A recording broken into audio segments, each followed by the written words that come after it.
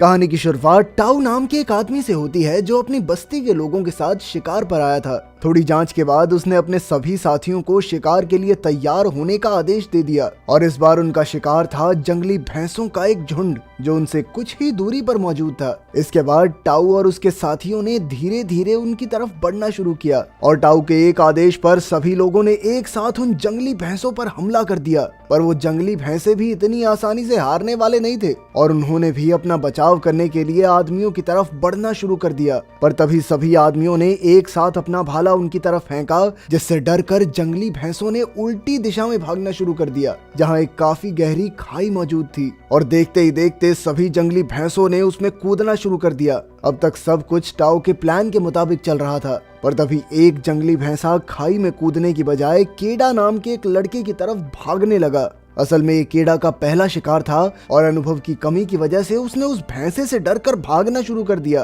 पर भैंसे ने पीछे से आकर उसे टक्कर मार दी, जिसके बाद वो जमीन पर जा गिरा। पर वो भैंसा भी इतना करने से रुका नहीं, वो एक बार फिर से घूमकर केडा की तरफ भागने लगा और इस बार वो उसे उठाकर सीधा खाई की तरफ भागने लगा। टाउ ने पीछे से उस जंगली भैंसे पर हमला तो किया, पर पेट में भाला लगने के बावजूद भी वो जंगली भैंसा सीधा खाई में जाकर कूद गया। टाउ और उसके साथी तुरंत ही केडा को बचाने के लिए खाई की तरफ भागे, पर उन्होंने वहां जाकर देखा कि केडा एक पत्थर के सहारे लटका हुआ था। पर वो ज्यादा देर तक पत्थर को पकड़ नहीं पाया और जल्द ही हाथ छूटने की वजह से नीचे गिर गया। पर किस्मत से केडा सीधा खाई में नहीं गिरा, बल्कि वो एक बड़ी सी चट्टान पर जाकर बेहोश हो गया था। असल में केडा टाउ का बेटा था और इसीलिए टाउ नीचे जाकर केडा को बचाना चाहता था, पर उसके साथियों ने उसे ऐसा करने से रोक दिया। थोड़ी देर बाद रात भी हो गई, पर टाउ को अब भी विश्वास था कि शायद उसका बेटा बच सकता है, इसीलिए वो अब भी वहीं बैठकर केडा को आवाज लगा रहा था। पर बस्ती का मुखिया होने की वजह से वो ज्यादा दिन तक वहां नहीं रुक सकता था,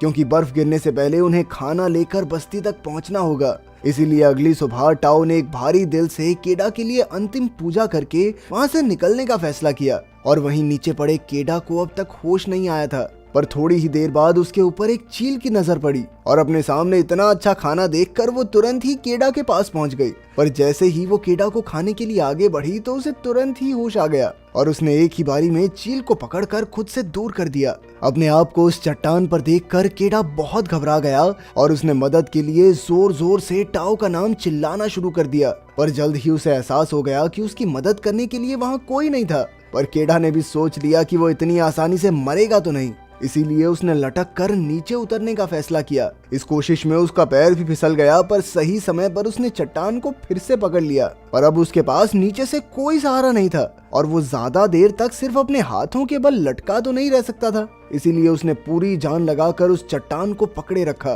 कुछ देर बाद उस जगह पर बहुत तेज बारिश होने लगी और देखते ही देखते नीचे इकट्ठा हुए पानी ने एक नदी का रूप ले लिया। केडा का मानना था कि अपनी जान बचाने का उसके पास आखिरी मौका है और इसीलिए उसने बिना कुछ सोचे नदी में छलांग लगा दी। और जब अगली सुबह उसकी आंख खुली तो वो एक सुनसान जगह पर था। पर तभी उसका ध्यान अपने पैर पर गया, जिसे वो हिला तक नहीं पा रहा था। जूते उतारने पर उसने देखा कि उसके पैर की हड्डी हिलने की वजह से उसका पैर काफी ज्यादा सूज रखा था। उसने तुरंत ही 2 पत्थरों की मदद से अपने पैर को सहारा दिया, जिसके बाद वो सबसे पहले अपनी हिली हुई हड्डी को वापस अपनी जगह पर लाया और फिर उसने अपने जूते पर लकड़ी लगाकर चलने के लिए अपने पैर को सहारा दिया। केडा अपने साथियों के पास जाना चाहता था, इसीलिए उसने पहाड़ी की चोटी पर जाने का फैसला किया, जहां पहुंचकर उसकी नजर उन पत्थरों पर पड़ी जिन्हें टाउ ने अपनी पूजा के लिए इस्तेमाल किया था। उन्हें देखकर केडा अंदर तक टूट गया। पर तभी उसे कुछ आवाज सुनाई दी और जब उसने गौर से देखा तो उसकी नजर भेड़ियों के एक झुंड पर पड़ी,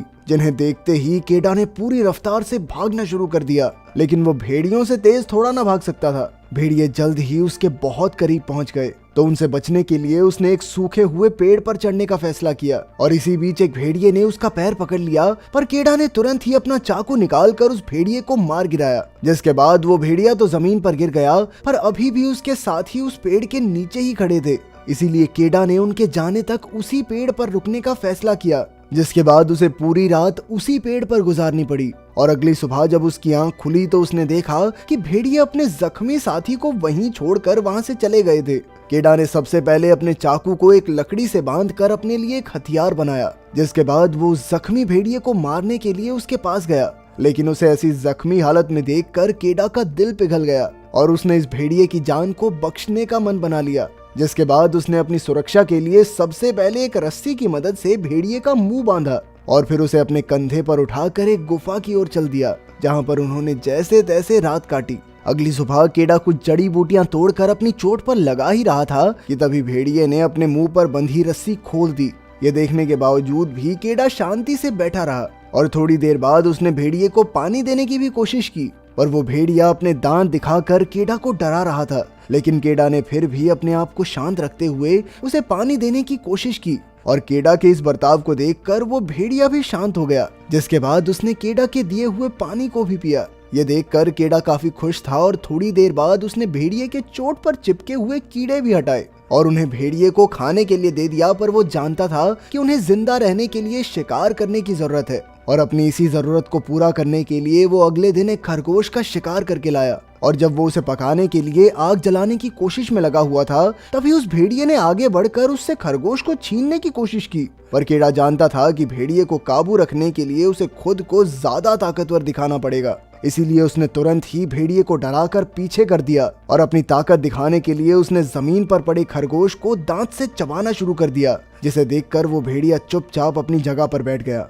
उस रात केडा ने कई दिन बाद खाना खाया और वहीं दूसरी तरफ वो भेड़िया चुपचाप बैठकर केडा को देख रहा था। थोड़ी देर बाद केडा ने उसे भी खाना दे दिया, पर उसने बाद भेड़िए को साफ साफ जता दी कि उसे खाना खाने के लिए केडा की इजाजत की जरूरत है। अगले कुछ दिनों तक आराम करने के बाद केडा ने बर्फ गिरने से पहले वापस अपने घर जाने का फैसला किया, पर वो उस भेड़िए को अपने साथ नहीं ले जा सकता था। इसीलिए उसने भेड़िए से अपने परिवार को ढूंढने को कहा, लेकिन वो भेड़िया वहाँ से हिलने के लिए तैयार ही नहीं था। इसीलिए केडा ने उसे वहीं पर छोड़कर अकेले घर जाने का तय किया, पर उसके बाहर निकलते ही भेड़िए ने धीरे धीरे उसका पीछा करना शुरू कर दिया। थोड़ी देर तक ऐसे ही चलने के बाद केडा ने परेशान होकर भेड़िए को भगाने के लिए एक लकड़ी उसकी तरफ फेंकी, लेकिन डर कर भागने की बजाय वो भेड़िया उस लकड़ी को उठाकर केडा के आगे भागने लग गया। इससे पहले कि केडा कुछ समझ पाता, उसकी नजर पास ही में खड़े कुछ जंगली सुअरों पर पड़ी, जिन्हें देखते ही भेड़िया पूरी रफ्तार से उनकी तरफ भागा। और वहीं दूसरी तरफ केडा डर के मारे अपना भाला लेकर खड़ा हुआ था और जैसे ही वो जंगली सुअर भेड़िए से बचने के लिए केडा की तरफ भागा तो केडा उसे मारने की बजाय चुपचाप देखता रहा, जिसके चलते वो सुअर भागने में कामयाब हो गया। यह देखकर भेड़िया काफी ज्यादा निराश था, क्योंकि केडा की गलती की वजह से अब उन दोनों को खाना नहीं मिलेगा। पर थोड़ी देर बाद उन दोनों के बीच समझौता भी हो गया और केडा ने उस भेड़िए का नाम अल्फा रखा। अगले कुछ दिनों में अल्फा की मदद से केडा काफी अच्छे से शिकार करना सीख गया और अब धीरे धीरे वो दोनों एक दूसरे को काफी अच्छे से समझने लगे थे। यहाँ तक कि रात को अल्फा केडा को गर्म रखने के लिए उसके साथ चिपक कर सोता। वहीं केडा को भी इस सब में काफी मजा आ रहा था। पर कुछ दिनों बाद सर्दियों के आते ही पूरा इलाका बर्फ की सफेद चादर से ढक गया, लेकिन केडा और अल्फा किसी तरह अपने लिए शिकार करते हुए धीरे धीरे आगे बढ़ रहे थे। पर एक दिन पैर के नीचे की बर्फ टूटने की वजह से केडा सीधा पानी में जाकर गिर गया और अब उसे ऊपर आने का रास्ता नहीं मिल रहा था।